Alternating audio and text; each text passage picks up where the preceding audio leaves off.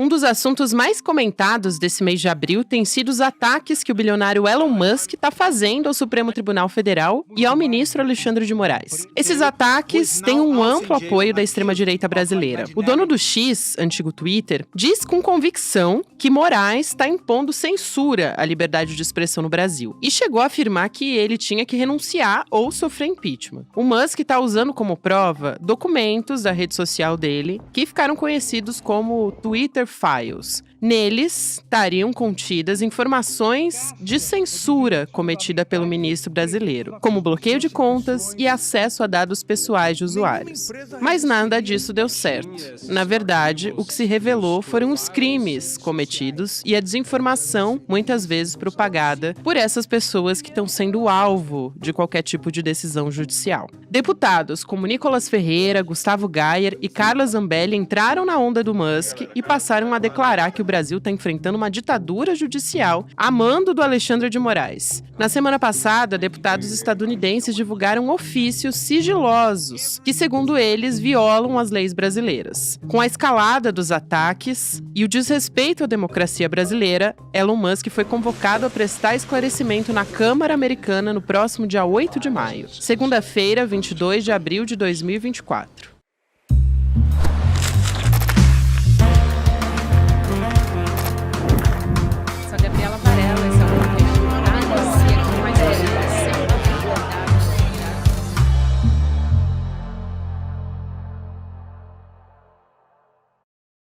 Olá, seja muito bem-vindo, seja muito bem-vinda. Eu sou a Gabriela Varelli, esse é o Videocast em Detalhes. E aqui você já sabe, sempre com um convidado, uma convidada, a gente analisa uma temática, uma notícia importante do momento. A gente vai falar mais uma vez sobre um capítulo novo, vamos dizer assim, do Twitter Files. Eu conversar a partir de agora com o Davi Nemer, que é professor.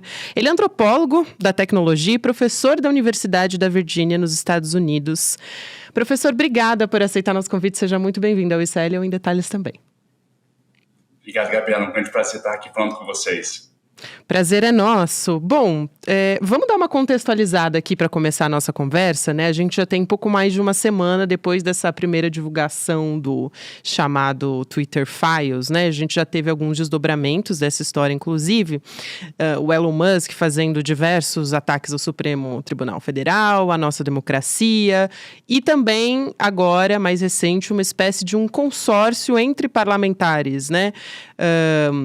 Da extrema-direita dos Estados Unidos com bolsonaristas.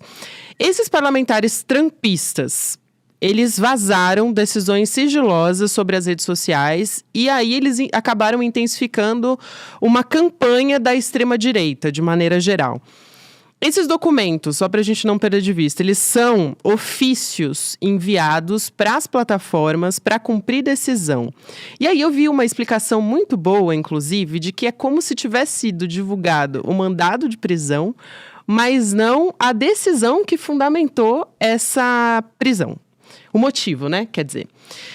Não foram divulgados, então, quando a gente está falando de redes digitais, os motivos que levaram aos bloqueios dessas contas, né? Crimes que foram ditos ali, a desinformação que foram espalhadas por essas pessoas. Então, eu queria começar, professor, te ouvindo falar dessa última ofensiva que a gente teve e sobre a fragilidade dessas acusações de censura contra o Supremo a partir desse novo documento.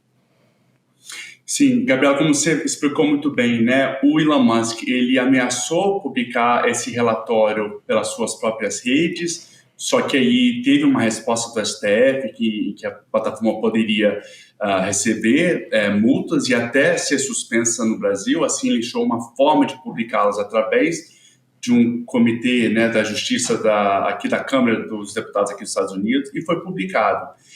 E o interessante é que eles queriam trazer uma narrativa, principalmente esses da extrema-direita no Brasil, queriam trazer uma narrativa em que o STF estava censurando, de que havia um overstep, né, em que o STF estaria legislando e fazendo trabalho de polícia, quebrando todas as leis possíveis para fazer o que fez. Só que uma vez que esse relatório ele foi publicado, ficou muito óbvio e que, na verdade, em vez de provar que havia censura, na verdade, mostrou para todo mundo os crimes que foram feitos durante aquele período eleitoral que está sendo investigado nesse inquérito.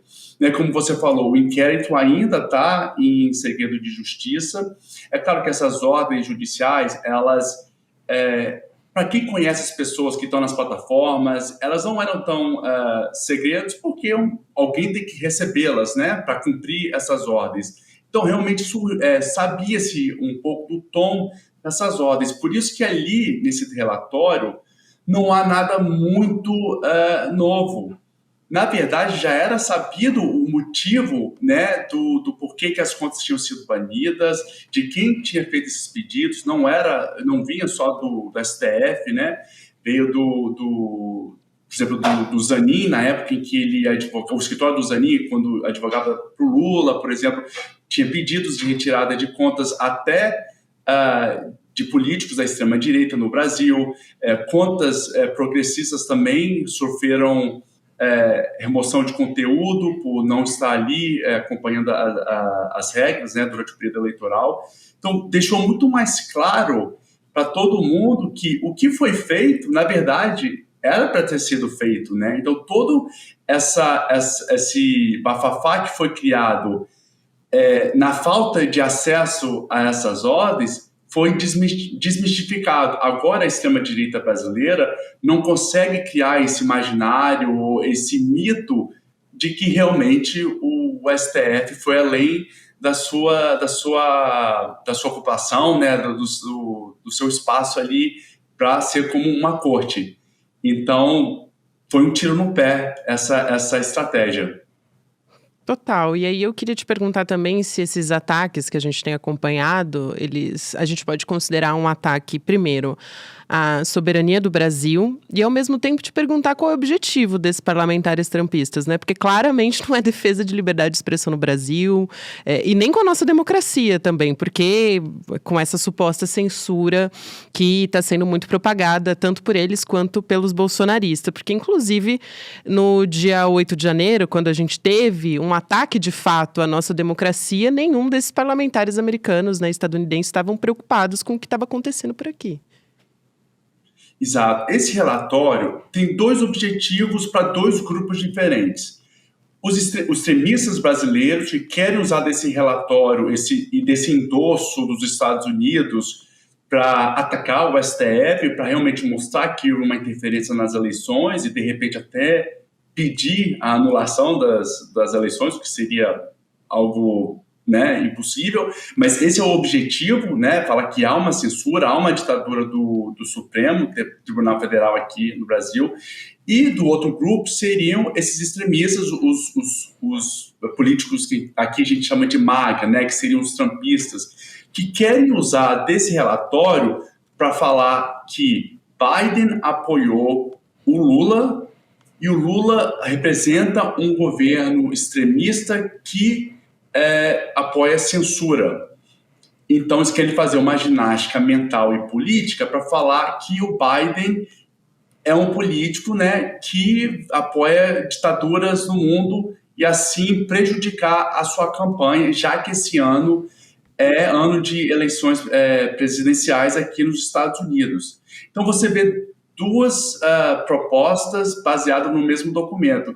E você falou muito bem, aqui eles não estão interessados com o Brasil. Até como brasileiro que mora aqui, me dói até um pouco, porque realmente aqui eles não estão muito preocupados com o Brasil. O Brasil sempre foi um aliado dos Estados Unidos, independente do governo, sempre teve acordos ali, acordos de Estado, né, que sobrepõem aí políticas partidárias. Só que aqui eles são, hoje, principalmente, estão mais preocupados com as questões na China, na Rússia, em Israel, né, diante de todos esses acontecimentos na geopolítica atual. O Brasil, eles têm uma segurança que as coisas aqui estão acontecendo da forma que deve acontecer. Então, nunca teve essa preocupação. Só que eles estão dando atenção para essa questão específica do Musk no Brasil agora, porque eles viram ali uma possibilidade de atacar o Biden. Se não houvesse essa possibilidade, você pode ter certeza que jamais eles dariam essa atenção. Porque não é sobre liberdade de expressão, até porque aqui nos Estados Unidos eles estão para passar uma lei que vai banir o TikTok, né? O Musk também não está preocupado com a liberdade de expressão, porque ele jamais falou uma questão dessa, por exemplo, trazendo o caso da Arábia Saudita, que é um dos maiores investidores na sua plataforma X, e a gente sabe que há um problema muito sério sobre a questão da liberdade de expressão na Arábia Saudita, principalmente quando se trata de direitos das mulheres, né, direitos LGBTs, que são praticamente inexistentes por lá. E o Musk simplesmente não fala nada. Então, não é uma preocupação em algum valor, sabe, algum princípio. Na verdade, é por interesse próprio para promover a sua própria plataforma, para ter um retorno financeiro ou ter um ganho político específico. Sem dúvida. Você citou, professor, o TikTok, né? E eu me lembrei, eu ouvi recentemente uma entrevista da Estela Aranha, né? Ex-titular da Secretaria dos Direitos Digitais do Ministério da Justiça, então, do governo federal. E ela falou sobre uma característica aqui no Brasil sobre as redes digitais, né? E como o Twitter, hoje, o X, tem uma tendência de não colaborar. Então, o Telegram também tem essa tendência, né, em relação a crimes cometidos dentro da plataforma. E aí, ela diz também em relação a como eles justificam que, na verdade, não ferem os termos de uso das plataformas, né, que sempre tiveram uma postura diferente em relação à segurança nas redes sociais, que as outras plataformas até, de certa maneira, demonstram uma certa preocupação de colaborar para um ambiente mais seguro na internet. E essas outras, né, que a gente está falando aqui especificamente, que a Estela citou, não tem essa moderação, porque a moderação é muito fraca. E a gente teve também, recentemente, um movimento, depois da entrada do Elon Musk, que demitiu muitas pessoas dentro da plataforma que justamente trabalhavam dentro desse setor para fazer uma moderação que já não era uma maravilha, mas pelo menos existia, né? Sim, foi uma das primeiras coisas que o Elon Musk fez ao comprar o antigo Twitter, né?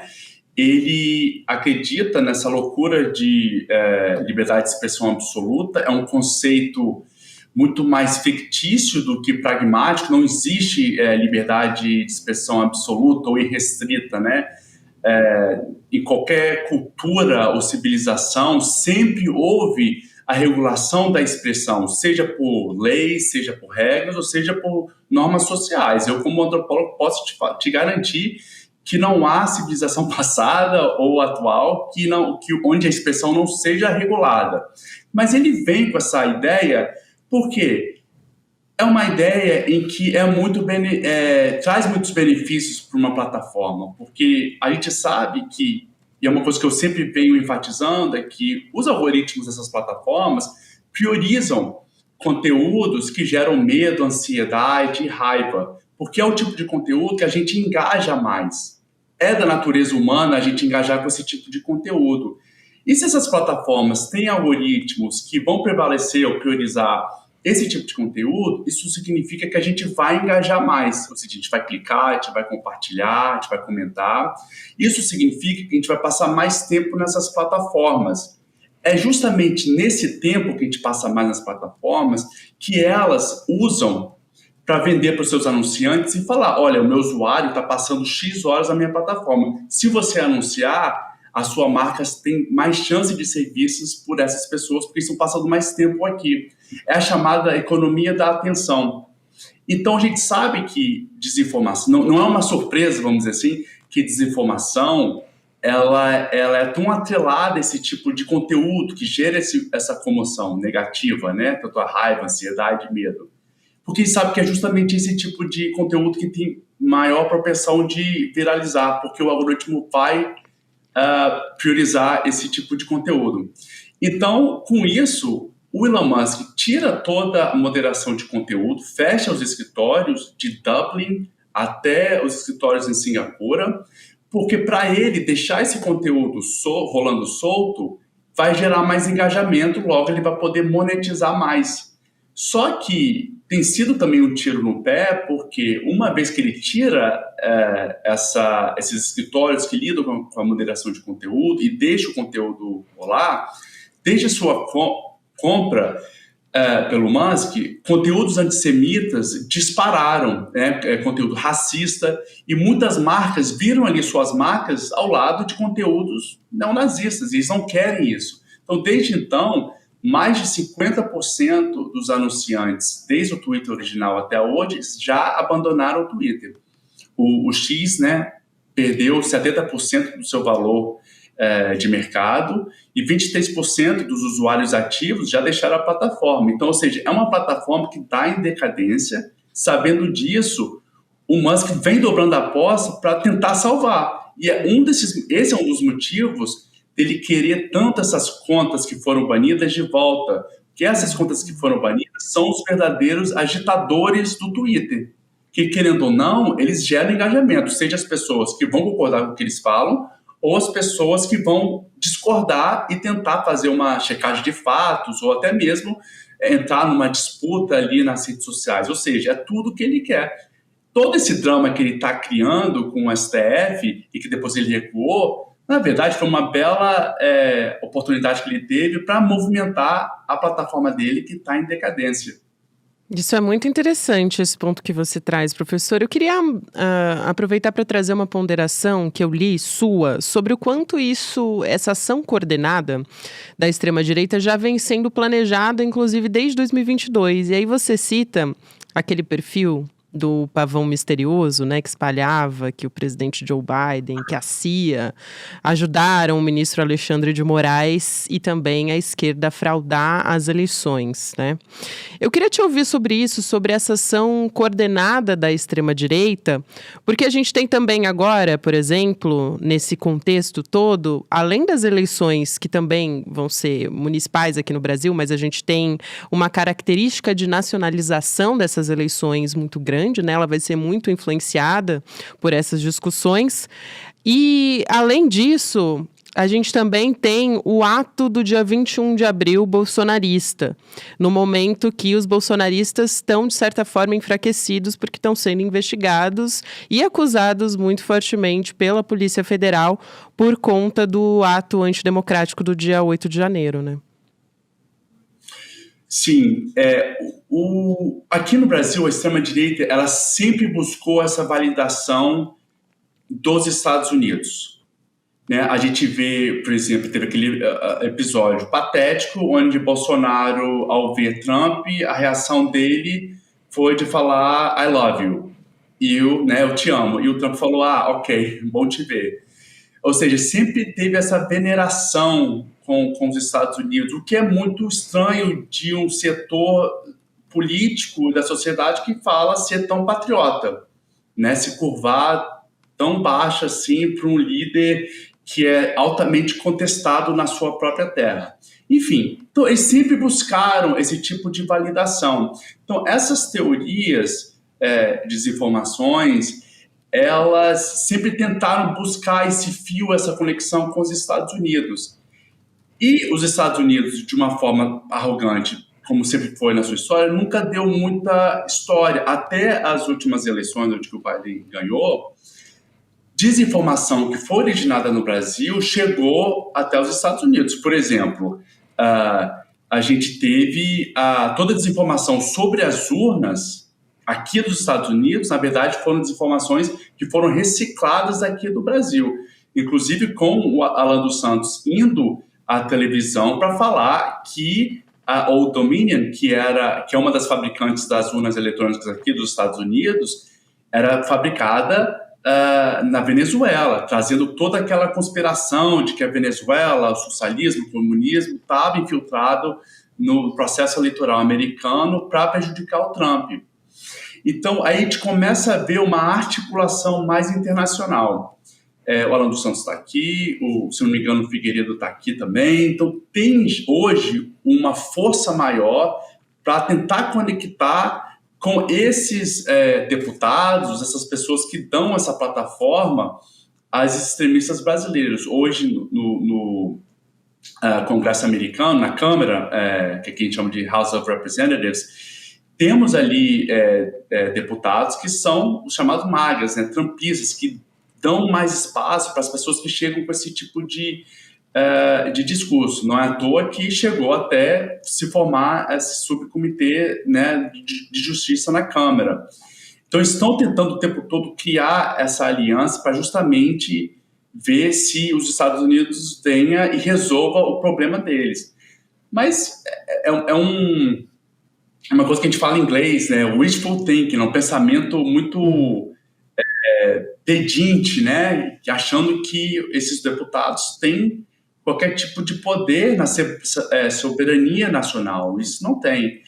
E hoje o que ficou muito claro é que, com esse relatório que foi lançado, muito se falou, agora o STF vai ter que se explicar, o governo vai ter que se explicar, né? Fora que eles criam essa confusão de STF com o governo, acho que é uma coisa só. Então eles acham que a gente vai ter que se explicar. Na verdade, quem vai ter que se explicar é o porquê que os deputados publicaram ordens, né, sigilosas, sem autorização da Suprema Corte Nacional. A pergunta que eu deixo aqui, Gabriela, é a seguinte: se fosse o contrário, se fosse um subcomitê da nossa Câmara de Deputados publicando arquivos ou documentos sigilosos da Suprema Corte Americana, como é que você acha que isso daria? Criaria-se uma crise internacional. Então, é para esse lado que eles estão indo. Exatamente, e acho que vale o questionamento também da consequência jurídica que isso deveria ter, né? Quer dizer, esses parlamentares, eles têm que dar alguma explicação sobre divulgar documentos sigilosos do Supremo Tribunal Federal. Eu quero aproveitar e te perguntar, professor, como é que tem sido a repercussão por aí? Tem algum tipo de relevância? Tem alguma adesão esses políticos dos Estados Unidos, mesmo entre a base deles, né, que é trumpista? O quanto que isso pode influenciar nas eleições dos Estados Unidos, né, inclusive pró-Donald Trump, e por outro lado, aqui no Brasil, porque me parece que aqui realmente só está inflamando a base bolsonarista, mas de fato não está tendo nenhum tipo de consequência, até porque, como você mesmo observou lá no começo da nossa conversa, foi um tiro no pé, né, essa história.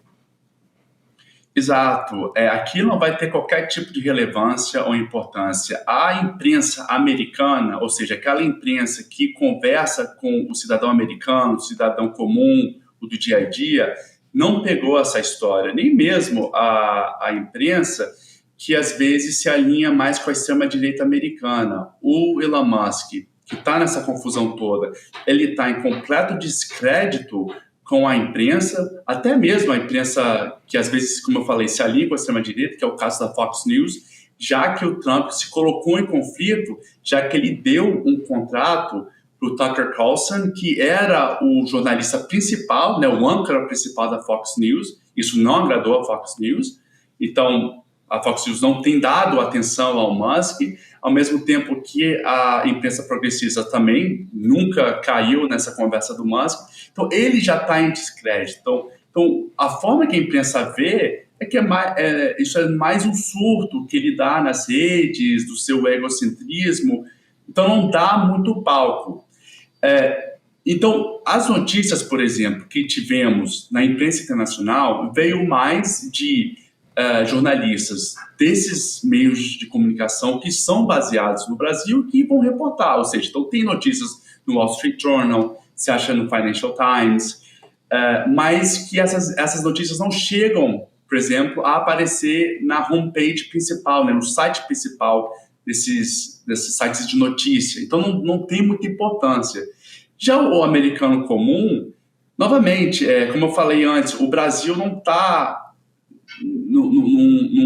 no centro do debate público aqui, nunca esteve, principalmente para o americano comum. Então, eu acho muito difícil o americano se preocupar com essa questão, principalmente sabendo que esses vêm justamente, né, do Jim Jordan, que é um trumpista, então já sabe que é uma ação extremamente politizada. Não é uma atitude política, e toda ação é política, no meu entendimento, mas é uma politizada naquele sentido de ser politicagem, né? Não há qualquer interesse ou preocupação com o país. Na verdade, é mais uma ação política para ter seus ganhos aqui, que é favorecer o Trump. Então, eu não prevejo qualquer tipo de ação. Teve um pouquinho mais de atenção nesse último episódio, porque o Jim Jordan, que é um deputado americano, se envolveu, mas logo a imprensa internacional já viu esse tiro no pé e viu que realmente a intenção não era sobre uma preocupação com uma nação amiga, era novamente ter um ganho político e favorecer Trump, que está afundado em crises e questões judiciais aqui nos Estados Unidos. É isso. Professor, muito obrigada. Foi uma verdadeira aula. Importantíssimo o seu trabalho e essa conversa. O professor Davi Nemer é antropólogo da tecnologia e também professor da Universidade da Virgínia, nos Estados Unidos. Obrigada por aceitar nosso convite. Seja sempre muito bem-vindo aqui no Em Detalhes. Até uma próxima. Obrigado, Gabriela. Um grande prazer. Prazer foi nosso. Até mais. Bom, gente, nesse finalzinho aqui eu queria deixar um recado para você. A gente teve uma aula agora, neste domingo, dia 21 de abril, né, com a Aleida Guevara.